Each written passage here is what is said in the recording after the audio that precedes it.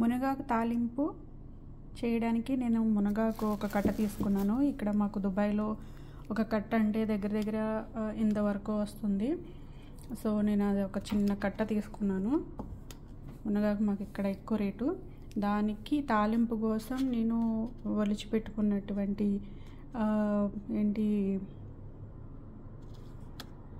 Garlic తీసుకున్నాను. తర్వాత పోపుకి సరిపడా పోపు దినుసులు తీసుకున్నాను.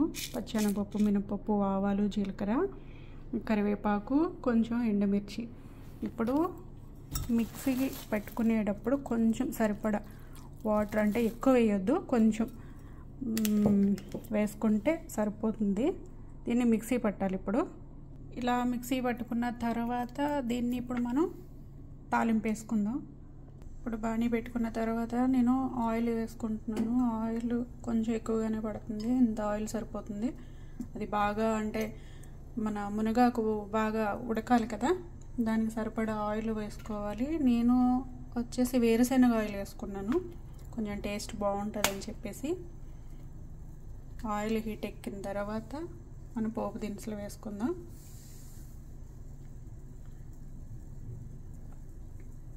ఆయిల్ వేడైంది కదా, ఇప్పుడు మనం పోపు దినుసులన్నీ వేసేసుకుందాం.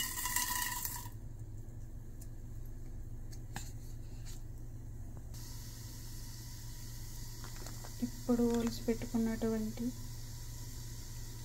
గార్లిక్ వేసుకున్నాం. కొంచెం ఎక్కువ వేసుకోవాలి, ఎందుకంటే మనం ఇందులో ఆనియన్ అలాంటివి ఏం వేసుకోము కాబట్టి ఇదే బాగా మంచి టేస్ట్ వస్తుంది. కొంచెం బాగా వేగిన తర్వాత ఈ మాత్రం కలర్ వచ్చిన తర్వాత ఇప్పుడు మనం ఎండుమిర్చి వేసుకుందాం. ఎండుమిర్చి నేను కొంచెం ఒక 2-3 వేసుకున్నాను, సరిపోతాయి అవి స్పైసీకి. తర్వాత వచ్చి కరివేపాకు వేసుకోవాలి.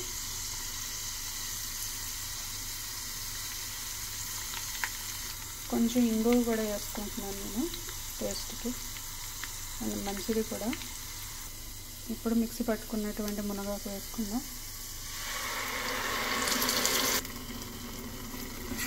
ఇందులో వాటర్ ఏం అవసరం లేదు, మనం మిక్సీ పట్టుకున్నప్పుడు వేసుకున్నాం కదా వాటర్, ఆ వాటర్తోనే దీన్ని బాగా దగ్గరికి మగ్గిపోనివ్వాలి.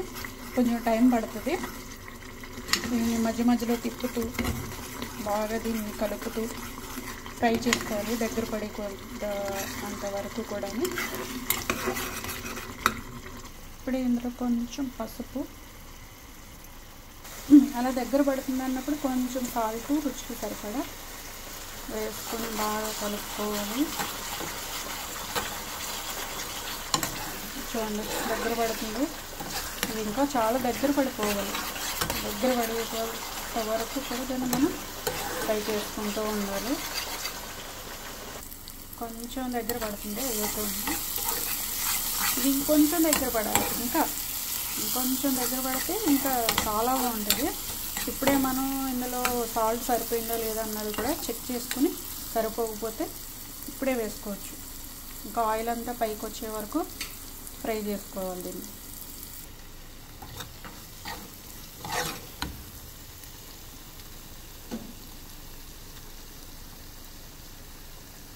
రెడీ అయిపోయింది మన మునగాకు ఫ్రై.